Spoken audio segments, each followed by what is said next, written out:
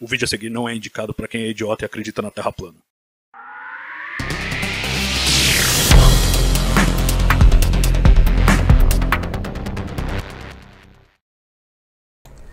Uma dupla de pesquisadores do Caltech nos Estados Unidos encontrou um jeito interessante de estudar o interior profundo de Saturno, algo que pode ser descrito como sismologia de anéis, e que revela que o núcleo do planeta é maior e mais difuso do que se imaginava antes. A ideia de que oscilações no interior de Saturno poderiam produzir ondas em seus anéis, fazendo com que se comportassem como um imenso sismógrafo, remonta à década de 90. As primeiras observações de que esse era o caso foram viabilizadas pela sonda Cassini, publicadas em 2013. A espaçonave seguiu em operação até 2017 e trouxe uma rica base de observações para novas pesquisas. É onde entra a pesquisa de Christopher Mankiewicz e Jim Fuller. Em um novo estudo publicado no periódico Nature Astronomy, a dupla mostra que as ondas nos anéis permitem revelar novas informações sobre o núcleo de Saturno. E aparentemente ele é difuso, sem uma divisão clara que o delimite. Ele oscila e se estende até 60% do raio do planeta, bem mais do que se imaginava antes. E, em vez de ser quase puramente composto por elementos mais pesados, ele é feito de uma mistura deles com os mais leves e abundantes hidrogênio e hélio, principais componentes do invólucro gasoso do planeta. O núcleo deve ter 55 vezes a massa da Terra, dos quais 17 massas terrestres são gelos e rochas. O resto é um fluido de hidrogênio e hélio. Determinar a evolução da estrutura interna de Saturno é um desafio para modelos de formação planetária, e os resultados oferecem importantes pistas sobre a história de acreção de massa do planeta. Cássio, esse é só mais um desses episódios. Vamos descobrir os núcleos dos planetas gasosos e tá tudo vindo diferente do que eles imaginavam, né? Todo mundo pensava um núcleozinho mais comportado. A gente viu aí com a Juno lá em Júpiter, que na verdade também encontraram uma certa difusão do núcleo, a penetração de elementos mais leves misturando ali, algum nível de convecção. E agora parece que Saturno vai pelo mesmo caminho. Aparentemente a gente ainda não tem a receita certinha de como se fazem esses planetas gigantes. É assim que devemos interpretar esses novos resultados? Exatamente, é assim mesmo. A ideia que a gente tinha era o quê? Que haveria um núcleo rochoso até como que funcionasse de start, né, de germe de crescimento dos planetas gigantes, gasosos, que isso fizesse agregar mais fácil as partículas de gelo que eventualmente, né, formariam essa capa gigantesca de gás, mas ainda assim teria que ter alguma coisa lá, ou a hipótese de que melhor se encaixava no que a gente imaginava isso antes de Cassini, antes de Galileu a sonda, não o cara, e a ideia vem sendo modificada e retratada, né, desde dessas sondas, porque a gente começa a ter evidências, a gente começa a ter informações debaixo das nuvens, através lá de micro-ondas, como a Juno, infravermelho e as ondas gravitacionais, perturbações gravitacionais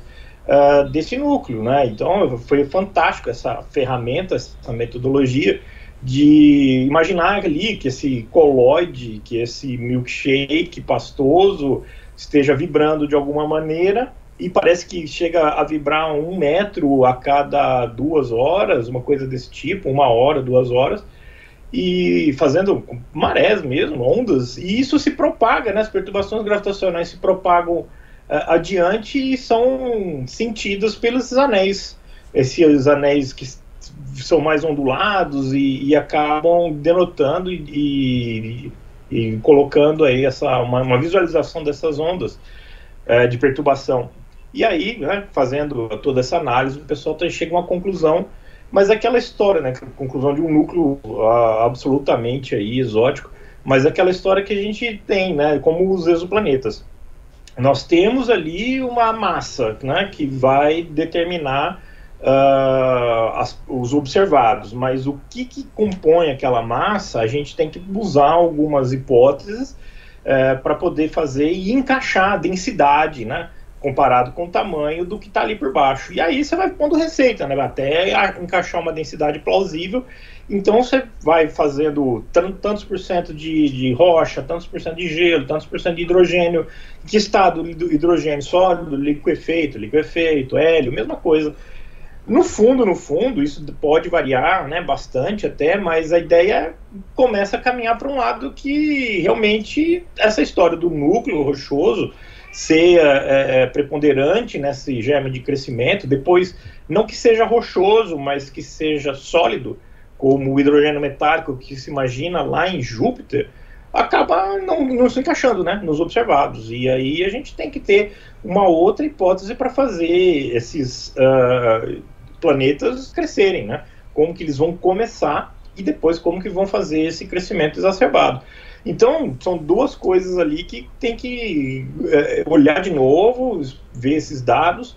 E falando em dados, esses da Cassini vieram aí da década de 80, da tese de doutorado de um pessoal que, por exemplo, a Caroline Porco, que fez a tese de doutorado, o pessoal pegou os dados dela lá na década de 80, acabou sendo chefe do comitê, do departamento de magiamentos da Cassini, se não me engano, hoje já está até aposentada, mas vem aí de uma base de dados bem extensa, né, que o pessoal acaba pegando esses movimentos sutis, essas perturbações sutis que estão ali nos anéis.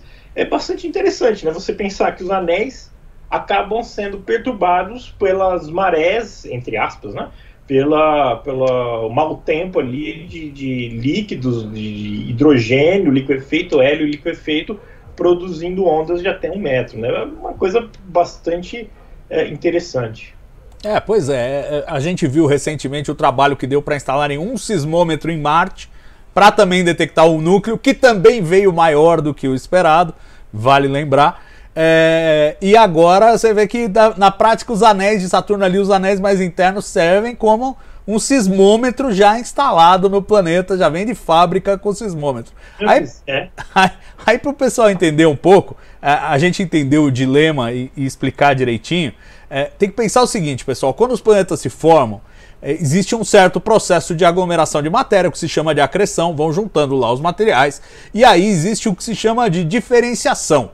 O conteúdo com mais densidade afunda e o conteúdo com menos densidade fica para cima. E aí, por isso que todos os planetas e todos os astros com porte maior, né, mesmo alguns planetas anões aí, você vê essa diferenciação interna. Agora, a dúvida é o que aconteceu com esses planetas gigantes para eles não terem essa diferenciação muito clara, né? Você vê os caras aí nesse estudo falando que é difusa a divisória entre o núcleo e o que seria o invólucro ali atmosférico, não sei nem o que chamar, porque já àquela altura já vai ser hidrogênio e hélio líquidos e tal, mas de toda forma o que vem em cima desse núcleo não tem essa divisão clara, e aí fica, eu imagino aqui 2 caminhos possíveis: ou o planeta começa com o núcleo bonitinho lá, e aos poucos o hidrogênio e o hélio, por questões de pressão e hidrodinâmica, vão se infiltrando e criando essa difusão do núcleo.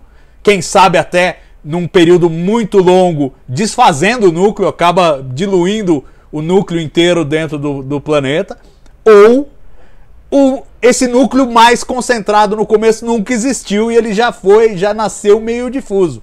Eu acho que esse deve ser o dilema que os caras precisam resolver agora, né? Pegar esses dados de Júpiter, de Saturno, modelar e falar, bom, como é que a gente explica isso?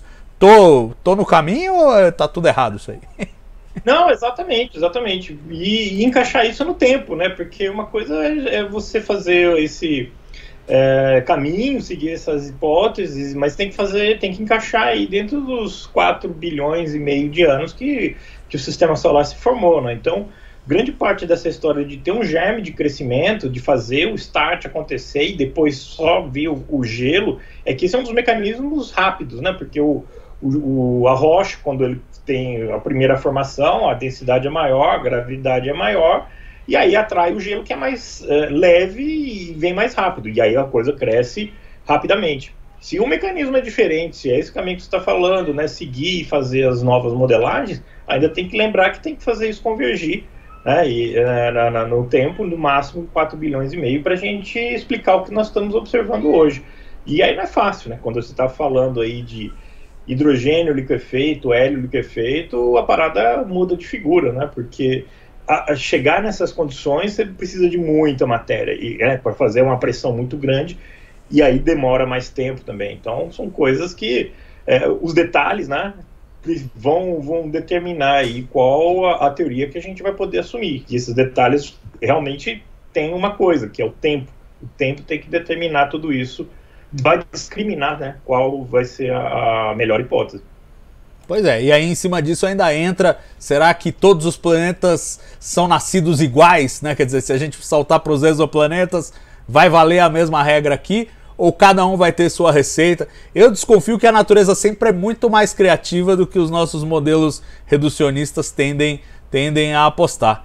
Mas ainda estamos longe também de poder fazer essas medições em exoplanetas, né? Então durante muito tempo a gente vai, de novo, copiar o que a gente descobriu no sistema solar e aplicar lá fora, né? Eu ia falar, não complica porque a gente nem sabe o que está no quintal, né? Então, na hora que a gente souber no quintal, a gente joga para lá. E aí, quando tiver condições de fazer um estudo melhor, você vê que foi uma nave que ficou 13 anos orbitando o Saturno, né? De muito perto, e dados agregados desde a década, no final da década de 1970, né? Estava vendo aqui. E aí, com isso, chegou a uma conclusão completamente fora do que estava sendo imaginado. Imagina querer pensar em alguma coisa que está aí, 50 anos-luz, 100 anos-luz. Melhor a gente assentar o que tem aqui no quintal e empurra para lá e está tudo bem.